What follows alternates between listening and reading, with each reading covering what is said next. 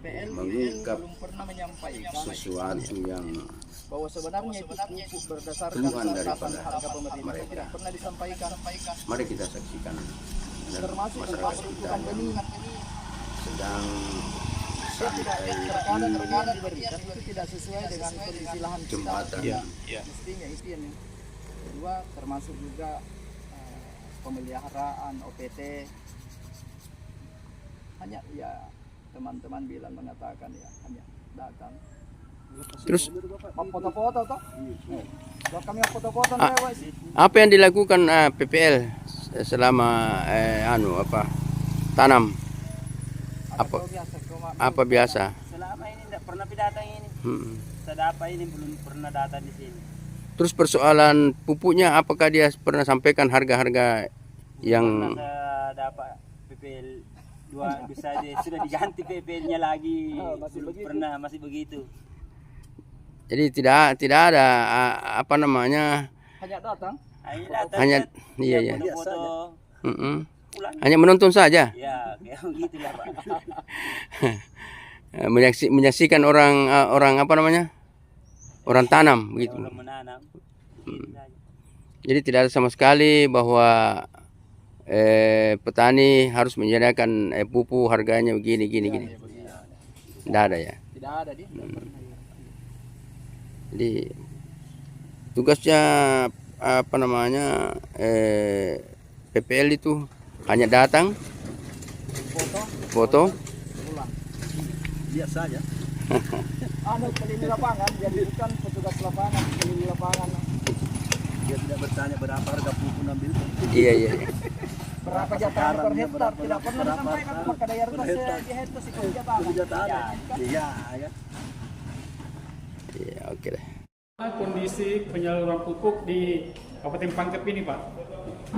Oke, jadi kami dari Komisi 2 yang memang membidangi pertanian itu, kita sudah mewanti-wanti ya Dinas Pertanian untuk mengontrol penyaluran pupuk ini. Supaya apa? Supaya pupuk ini bisa betul-betul nyampe ke tangan petani, apalagi sudah mulai musim tanam. Nah, kita juga bersyukur bahwa pemerintah Bapak Presiden kita sekarang ini sudah menjanjikan menambah 100% jatah pupuk petani kita, sehingga harapan kita ke depan yaitu tidak ada lagi kesulitan pupuk. Cuma yang saya dengar ini adalah laporan dari ada petani kita dari Biringire, dia menyampaikan bahwa ada pengecer yang mempersyaratkan kalau membeli pupuk subsidi maka dia juga wajib membeli non subsidi satu karung, yaitu poska itu. Nah, ini barangkali saya selaku Ketua Komisi 2 menyarankan kepada masyarakat Kabupaten Pangkep bahwa tidak ada kebijakan dari pemerintah bagi petani untuk membeli pupuk subsidi, tidak ada kebijakan untuk wajib membeli juga pupuk non subsidi. Tidak boleh disandingkan itu. Ya, saya berharap kalau seperti itu tolong disampaikan kepada kami. Karena memang pupuk subsidi ini untuk petani kita. Ya, saya kira seperti itu, Pak. Bagaimana dengan harganya? Karena tidak sesuai dengan peraturan pemerintah. Nah, harga ini kan sudah ada ketetapan dari kita, Pak, ya. Pak Mutar terkait harga. Nah, saya minta juga kepada teman-teman wartawan kalau ada pengecer yang menaikkan harga, ya, di atas dari harga yang tadi itu ke pemerintah, tolong disampaikan kepada kami lah, supaya kami bisa tegur agennya menegur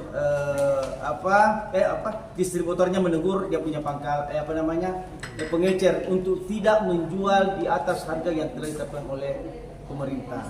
Itu saya berharap kita bisa kontrol semua penyaluran secara bersama-sama penyaluran pupuk ini. Bagaimana dengan mungkin Pak Mutar sebagai kelompok petani ya?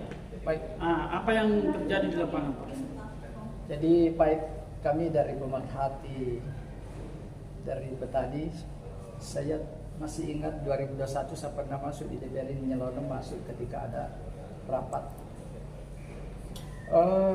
dan beberapa proses waktu yang selama ini kami pernah ketemu Dirjen Sarpras dengan Pak Dandim dari Kodam. Alhamdulillah Karena kemarin Pak Menteri juga menyampaikan bahwa kuota pupuk sebelumnya itu kami tambah 100%.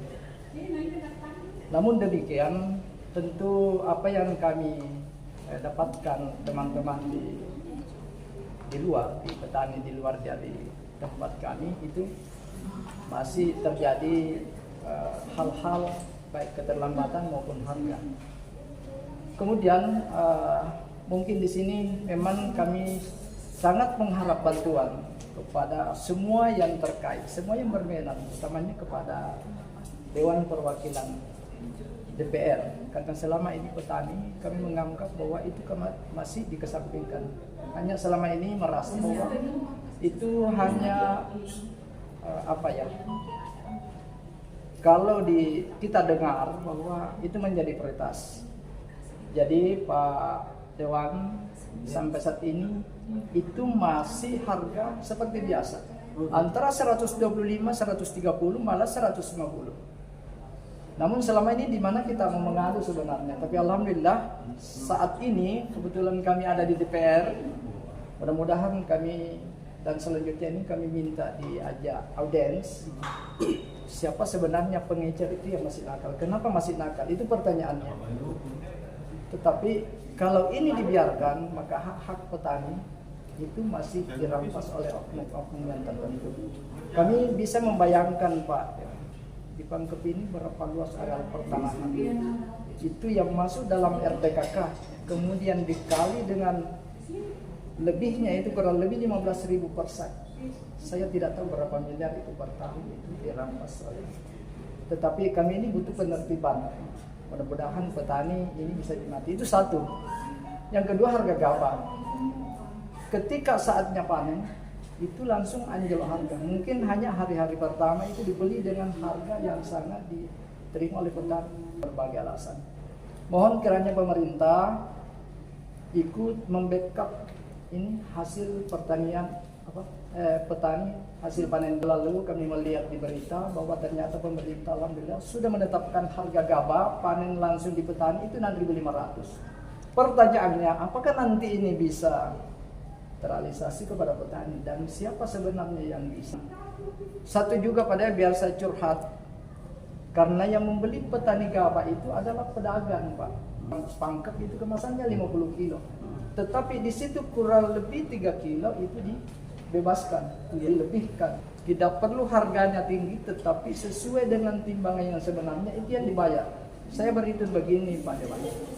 Kalau 6.500 itu dengan 50 kilo kemudian ditambah 3 kilo, 6.500. 6.500 kali 3 berarti 19.500. Kalau 19.500 dibagi 50. Coba kalau 6.500 dikurang 390, tentu pada hasilnya 6.110 rupiah. Jadi ini barangkali sangat kita harapkan pendampingan. Mudah-mudahan dari perwakilan kita di DPR senantiasa juga menyampaikan. Kami juga sebagai pemerhati kita ini pertanian. Saya kira itu. Iya, saya tambah sedikit terkait dengan seringnya harga gabah anjlok ketika panen raya. Kedepan kita berharap ini ada di satu sisi kita berdayakan BUMDes kita, di sisi lain membantu petani kita. Berikan mencoba mencari cara agar BUMDes ini memperoleh modal ya dari pemerintah untuk membeli gabah petani. Karena sudah ada yang dilakukan saat panen raya, BUMDes ini membeli gabah petani dengan harga yang bagus. Nah, setelah inilah jadi fungsi BUMDes ini dalam rangka menetralisir yang membantu harga sesuai yang ditetapkan oleh pemerintah ya. Kita mohon doanya lah supaya kita cari terobosan sehingga masyarakat ini bisa